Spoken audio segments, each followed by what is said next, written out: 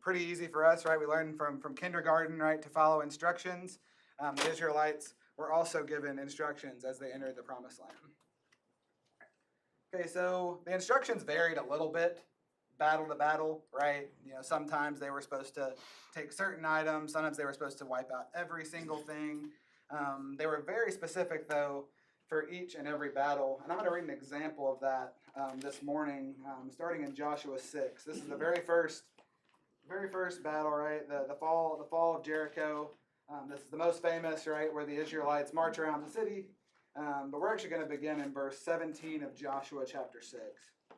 It says, "And the city and all that is within it shall be devoted to the Lord for destruction.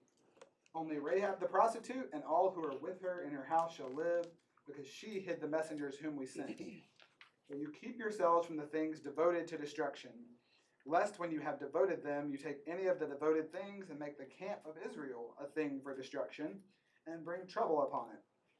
But all silver and gold and every vessel of bronze and iron are holy to the Lord. They shall go into the treasury of the Lord." So again, it's pretty clear here, right? Devote everything except for these very specific items to destruction. To devote to destruction, right, is a very fancy way of kind of saying these are to be given to the Lord, right? These are to be removed. These are not for you to take. These are to be totally destroyed for the Lord. Usually, right, these instructions required a total wipeout of the people, right? And it always leads to this question, right? I'll just go ahead and address it this morning. How do we rectify a God that says that we're to love our neighbor with a God who commands genocide, right? That's a question you always get asked, especially from those that aren't necessarily believers. They say, how can you worship a God that commands for entire nations of people to be destroyed? So the first thing I want us to understand is that some of this is hyperbole, right? I always says you always hear the term "they left no survivors," right? But most of the time there's always one or two survivors. We see in Joshua chapter 10, right? We see that as they're conquering some of these cities, right? It talks about Hebron and a couple other cities, and it says they destroyed everybody. But then in Joshua 15, we still have those cities, and we have people living there that are Canaanite. It's not just the Israelites living there. So it's possible some other Canaanites from the villages around moved in, but it's also very possible there are still a few people here and there that it's not necessarily an explicit wipeout. But nevertheless, what we want to understand about it is that there was a rationale behind destroying the Canaanites, right? The Canaanites lived in a way that was contrary to everything that God's holiness requires, right? They lived an extremely morally corrupt lifestyle. They practiced things like child sacrifice, and these were just things that could not be left in the nation of Israel, right? Could not be left around the nation of Israel, and we'll see why as we move through this story in the Old Testament as the Israelites continue to struggle with some of these things that they did not root out. Another part of the instructions here is that they were supposed to communicate with God, right? They were supposed to ask God what they needed to do, get instruction from God about every step of the way, and then follow out those instructions. And with that, it did not require the Israelites to take the lead, right? We always want to remember that this is God's war, right? God was driving out the Canaanites for his people, right? This was not the Israelites, we have enmity with the Canaanites. This is God being the main character in the story, as always. We talked about this idea, this concept of who's reigning, right? We talked about this idea of reign. The very first week, we've talked about it multiple times since. God has always and will always be the supreme ruler over all of these earthly kings. We're going to see all these different kings of the Canaanites. We're going to see kings of Israel. But it's always God that is king, which will be important here later in this class. Okay, so now that we have the instructions, let's look at what happens when we don't follow instructions. We're not going to go through every story this morning, but this is like one of the very first battles in the entire story of the book of Joshua, and I think it's really important. So to summarize, we have a guy named Achan, however you want to pronounce it. He decides that instead of devoting to destruction what he's supposed to, and taking the goods and putting them in the treasury that he was supposed to, that he's going to take some for himself. God, of course, knows about it, but Joshua does not. So Joshua, without really consulting God about the next plan, they say, him and his leaders say, let's just go up and take the city of Ai. Right? Let's go up and take it. And they get defeated soundly. Right? It's a round defeat for the Israelites, and they, of course, throw up their hands, why God? Why did you let us get defeated? We thought we were doing everything right. So then God, of course, tells Joshua, there's sin in the camp, right? God has Joshua go through this ceremonial process of drawing lots for all these tribes, and it gets all the way down to Achan, which, by the way, that'd be a brutal, like if you're Achan and it's you, and you're just sitting there as it slowly happens, would be a horrible little bit there as that ceremony goes on. But at the end, Achan and his entire family are executed for this sin. Right. So this is not a lot of positives here, right? With these mistakes, but again, these are all mistakes that are contrary to the exact instructions we just talked about a few minutes ago. Man, I keep forgetting I have slides for all these things. So the applications for us, right, with this first story, and one that we'll carry all the way through, is that we don't act in a vacuum, right? Our lives are not lived in a vacuum. We don't get to just do whatever we want without any consequences for anyone else. Achan thought he was doing something that was going to benefit him, benefit his family. It doesn't seem like he ever considered the fact that when that sin was rooted out, there were going to be consequences for it. And that's something I think we can relate to now, right? I think we've all either been that person or know that person in our lives that they just do whatever, and then they act like it's a crazy thing when something bad happens to them. But nevertheless, our actions do have consequences. The second part of this, which is more related to Joshua, is that a plan without God involved is much less likely to be successful. Right? I have confidence from reading the rest of the stories here that if Joshua had simply prayed to God as he did before the Battle of Jericho, before many of these other battles, and said, "Hey God, we want to take Ai. What do you think we should do?" God would have probably identified this sin then, right? Rather than sending the whole people in to having and losing losing a lot extra lives that didn't need to be lost as a result of the sin.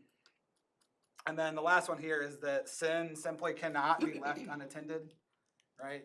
This is something that is relevant for us today as well, right? When we have sin in our midst, it is important, of course, to deal with that in love, but we cannot simply allow sin to continue because it will eventually erode everything around us. All right. Any comments, questions so far? One thing I think is challenging, at least for me, is if I'm Joshua, I'm like, well, I did ask, and his way told me to do Jericho, and so I'm just continuing what God told me to do. I think for me, it's easy to be like, well, I asked him here, but I don't think to ask him here and here and here and here and here also. I thought we were good. We were aligned at the beginning. Yeah, you told me to vote it. Yeah. So I'm good. So I can see how that easily happens. Just we need to be talking to him.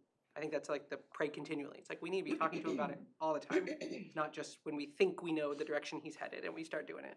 And the struggle there too is you don't want to get into a thing where you're paralyzed, right? We call it word paralysis by analysis, right? Where you're just so caught up in all the decisions that you can't even move forward. But at the same time, I think especially in the case of Israel, God had already set forth this idea, right? I mean, from the beginning, they waited for God to tell them whether they were going to move that day or not, right? Every single day was a wait on God to tell you what to do. So the Israelites specifically, it's they should be very accustomed to this constant idea. Anybody else? All right. So after Ai, it feels like the Israelites seem to get the message, and we have a lot of success under Joshua. We have a pretty constant string of success through the book of Joshua.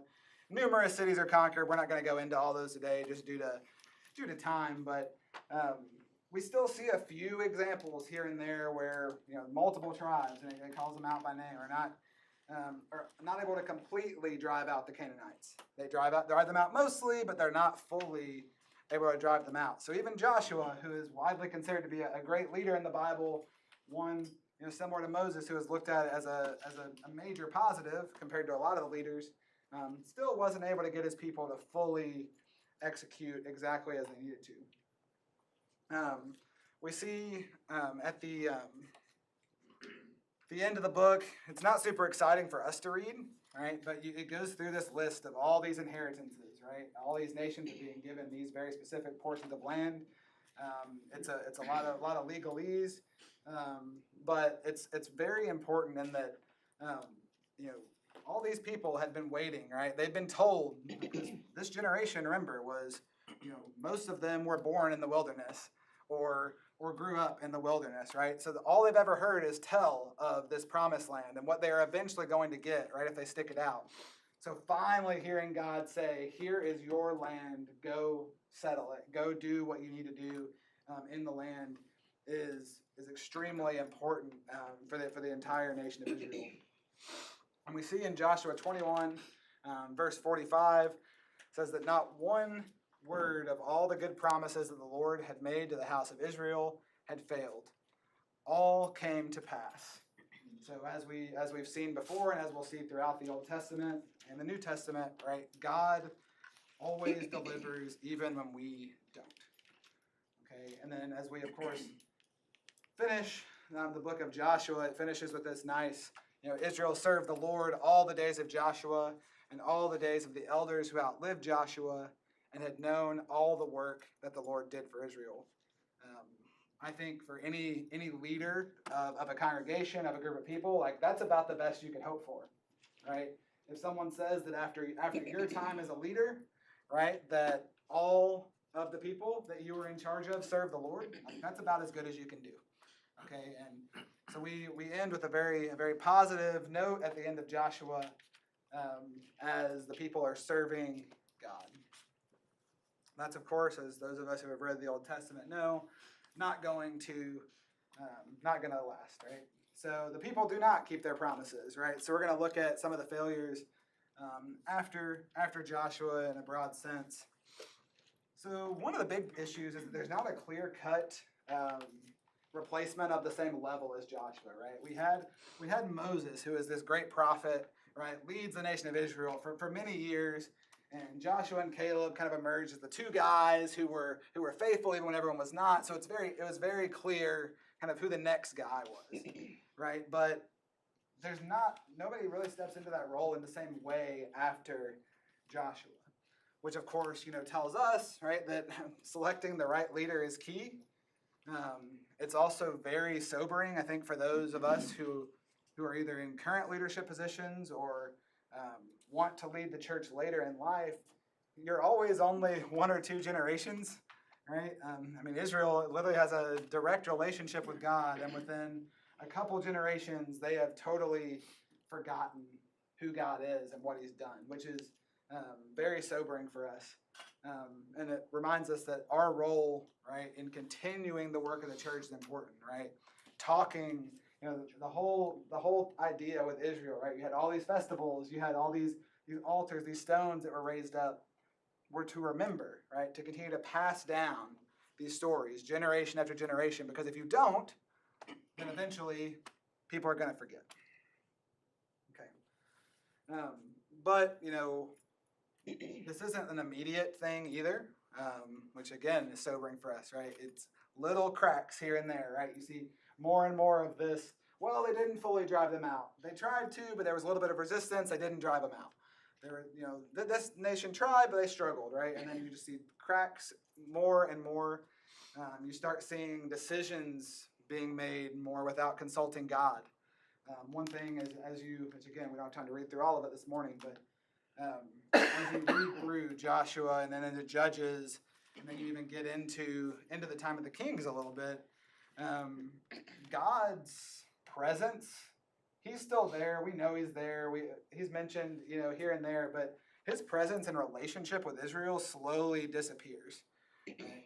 You just start seeing the people doing things, right? And that the story becomes more just about what the people are doing, less about God's activity and involvement with them.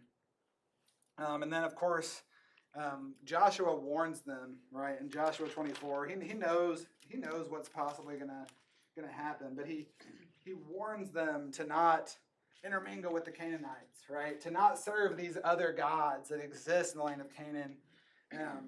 And all of these things are going to slowly come to pass through willful decisions of the people. All right.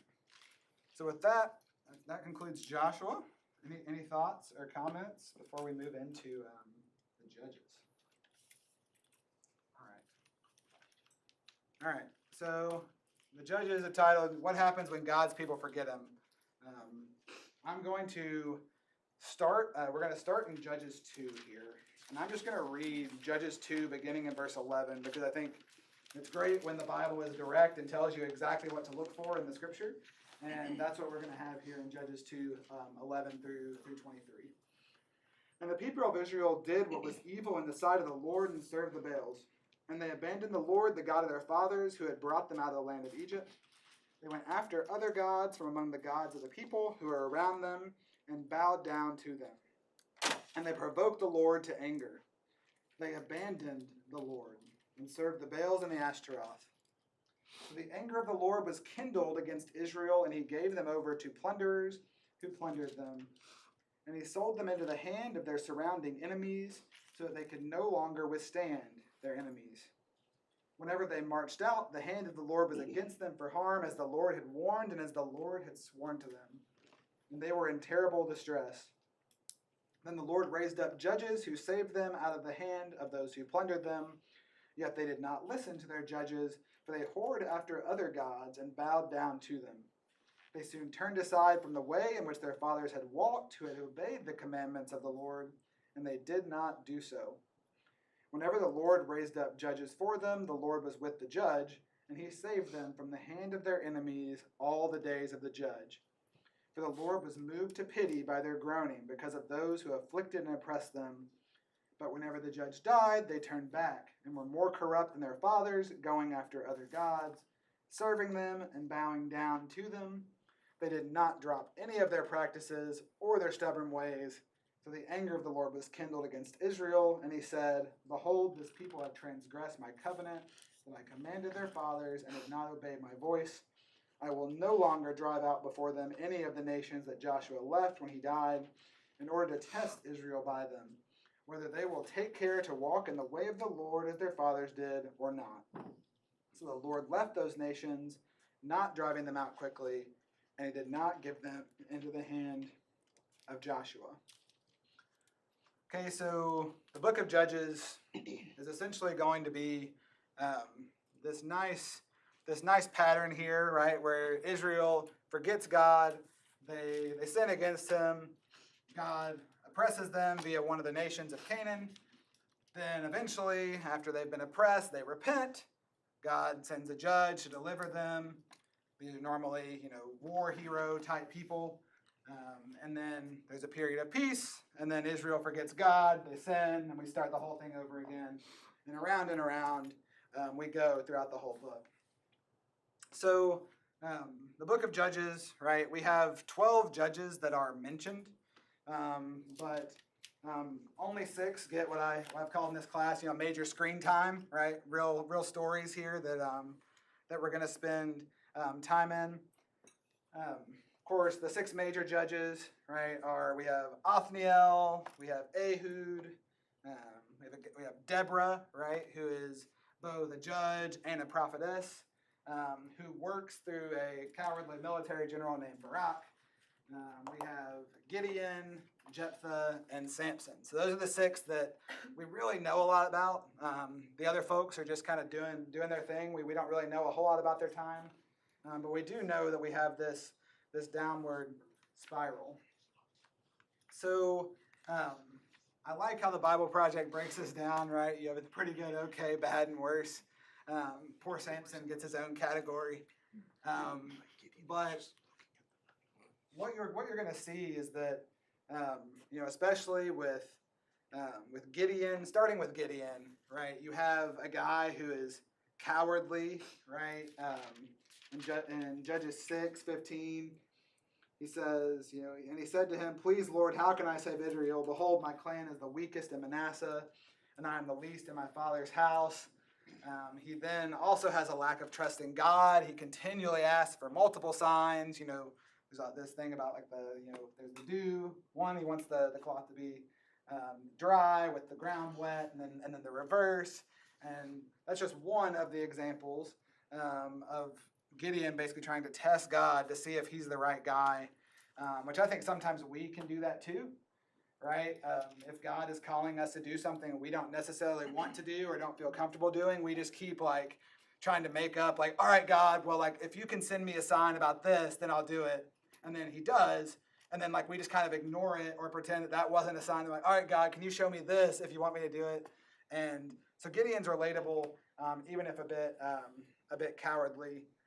Then, of course, we see Jephthah, right, who is, he does okay in the mission, right? He's going to drive out the Ammonites, but his big thing is that he has no idea of God's character at all. We see in Judges 11, Judges 11, right? He's asking God for help in battle, but then he says, in verse 30, it says, "And Jephthah made a vow to the Lord and said, if you will give the Ammonites into my hand, then whatever comes out from the doors of my house to meet me when I return in peace from the Ammonites shall be the Lord's, and I will offer it up for a burnt offering." So, from what I know, they don't have dogs and cats at this point, right? So he's basically saying, whatever member of my family, probably one of my kids, it's going to come out first from this, I'm going to sacrifice. Right, which as we talked about earlier in class, human sacrifice, child sacrifice is one of the main things that God wants to drive out from the Canaanites, right? So he has absolutely no idea of God's character, which, again, is a continuing downward spiral. And then we have Samson, who, he starts pretty good, right? His parents, they make the Nazirite vow with him. They say, we're going to devote him. We're not going to put a razor to his head. But then he's honestly kind of too strong for his own good, right? He does whatever he wants. He acts impulsively. He doesn't act under control. And in the end, right, his own arrogance kind of gets the best of him. Plus, he's deceived, right, by his wife, who his parents encouraged him not to marry a Canaanite woman. He did anyway, and then paid the price for it. But basically, his death is also mass murder, right? He kills a bunch of people in a building and himself.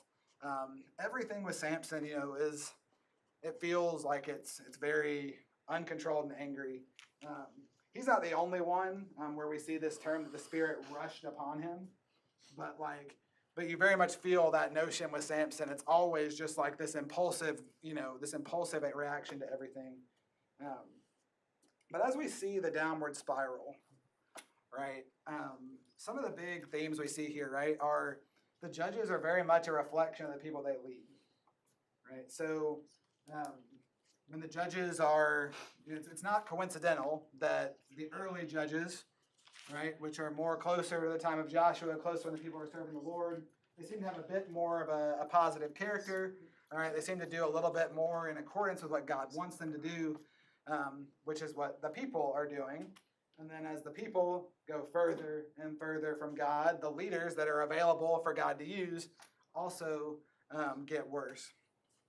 And again, as we see throughout all of this, as God disappears, things get worse, which is something I think we can relate to in every aspect of our lives.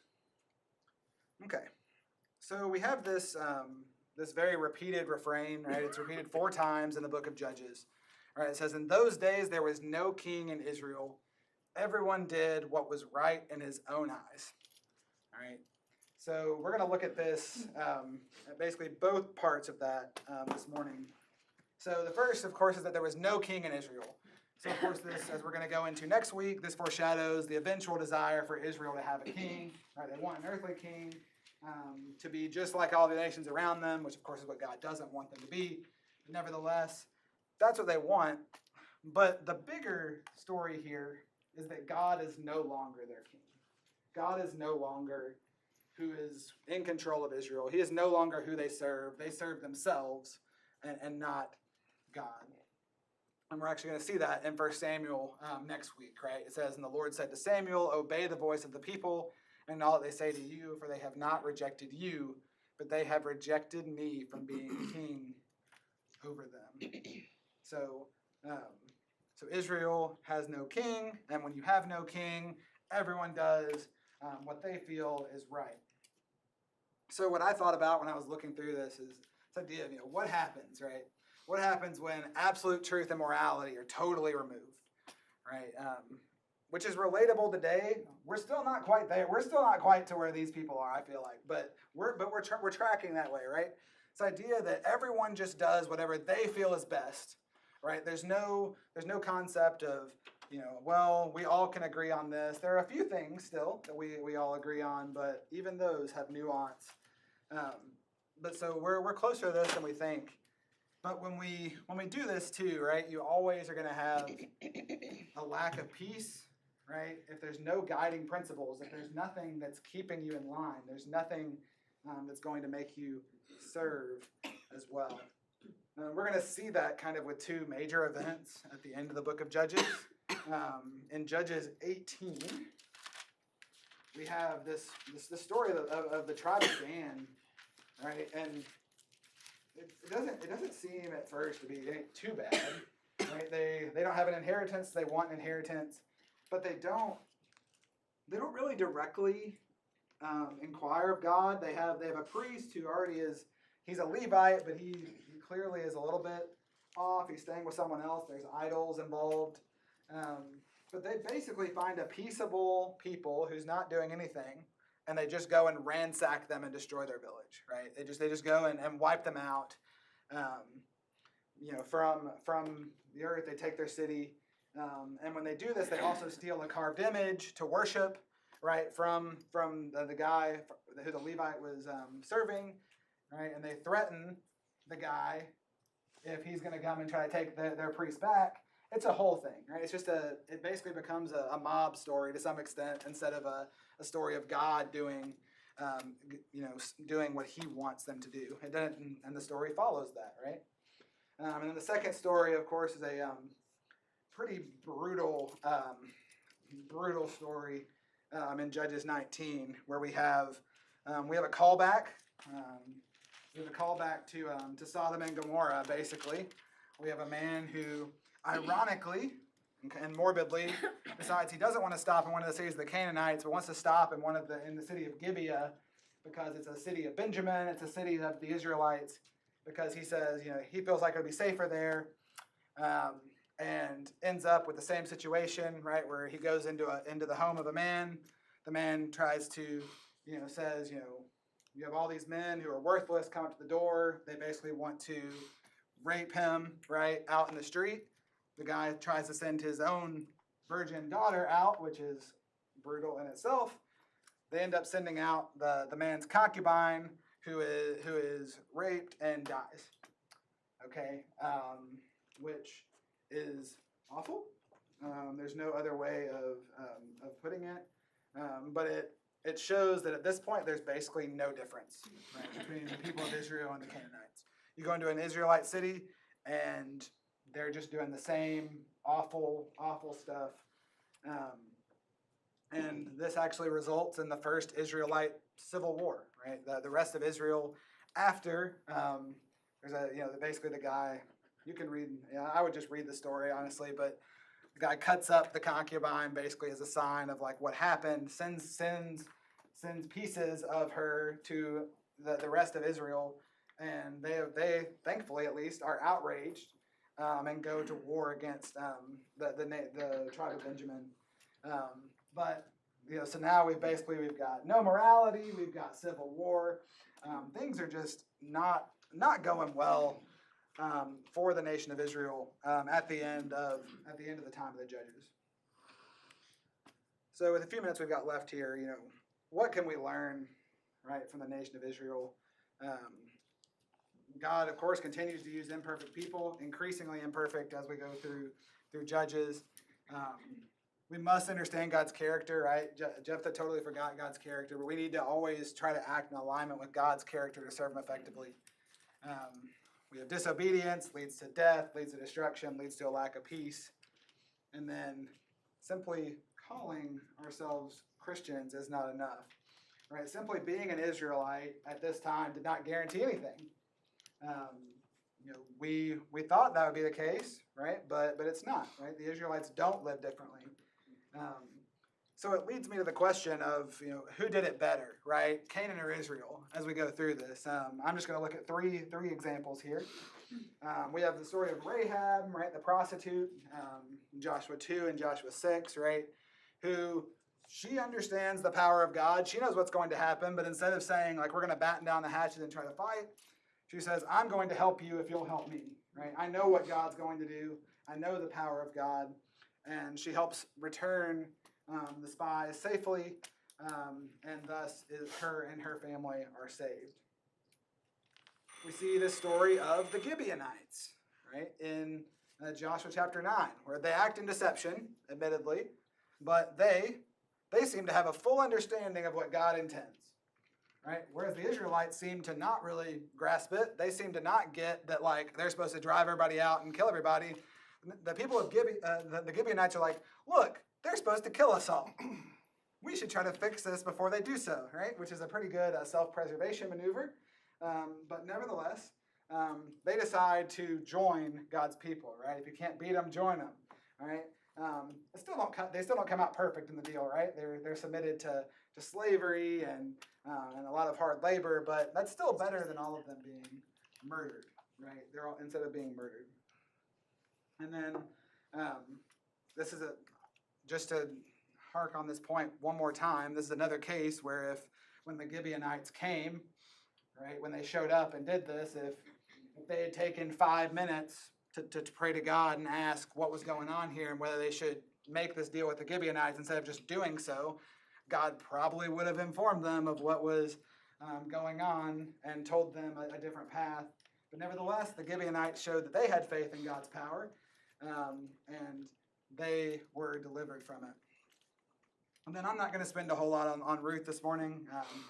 We had a last quarter here. We spent about half the quarter on Ruth, and it's hopefully a pretty familiar story for us. But this, of course, in the story of Ruth, her husband dies, as well as her sister-in-law's husband, right? And so she's left with a mother-in-law who tells her to go back to her own people. She's a Moabite woman. Says, look, go back to your own people, the Moabites. Like, being in Israel is not going to be anything positive for you. But Ruth says, nope, I'm going to stay with you. She acts selflessly in doing so. And then, of course, she ends up marrying Boaz. And, we see with both the case of Rahab and with Ruth that they end up being part of the line, right, to Jesus, which is really, really cool that we have two women who are of Canaan that act in a way that is in accordance with what God's will is, and thus they are saved for it and have a big role in Scripture. I put up here Romans 2 just because that's what I thought of, right, when I thought about these people. It says, for when Gentiles who do not have the law by nature do what the law requires, they are a law to themselves, even though they do not have the law. They show that the work of the law is written on their hearts, while their conscience also bears witness, and their conflicting thoughts accuse or even excuse them on that day when, according to my gospel, God judges the secrets of men by Christ Jesus. So simply having the law, knowing what the law is not what puts us in a great relationship with God, right? Actually, having the law written on our hearts and doing so is what God desires. All right. I've talked a lot. We have 2 minutes. Any comments? Any questions? I know I left out a million important things, but that's kind of the nature of the class. I'm just amazed, human nature, how far, when you get away from God, how far it can go. Yeah, there's really no limit, right? Right. Yep, for sure. Yeah, for me, I think on the other side, I'm reminded, you referenced like when they want a king. It's like, well, we have Elkanah and Hannah who, despite Israel being completely disobedient, it seems like, they're still like this family that's faithfully serving God Yep. and like are able to, like somewhat by ripple effect because their sons like creates this massive change for the sake of all of Israel. And I think there's probably throughout all of this, it's like there are small families who are actually still serving God, even though you don't ever hear about them, Mhm. and they're the minority. But it's like it seems like their actions matter in the grand scheme of like how God eventually brings them back through different people that wouldn't happen if you didn't have faithful people who never get written about. And just because everyone else is not acting faithfully doesn't give you an excuse not to, right? Yep. Sure. It's interesting too, just like, I don't know if interesting is the right word, sad how quickly we as humans forget and we see it through scripture, like talking about some of the passages we just read, and it goes to show truly like the grace and mercy of God, because these people forget, we'll call it, choose to go their own way, and then they have these, God hears their groanings and he's like, okay, I'll give you another chance, and it's this constant cycle of forgetfulness. And to go back to that initial question where you asked at the beginning of class, like how do we respond to when people say, how does this loving God, we'll say, wipe out people or cause this eternal destruction? And it's really, it comes back to, I mean, it's justice, right? It's what do we choose? Because he gives us that free will. He wouldn't be just if we didn't have the freedom to choose him or himself. Yeah. It's just one way or the other. Absolutely. All right. Well, we are out of time here. Next week, we're going to start getting the Kings. If you want to be reading 1st and 2nd Samuel, 1st and 2nd Kings. I almost put a Scar reference up here for the Lion King, but decided not to. But it's going to be a fun week. So thank you guys.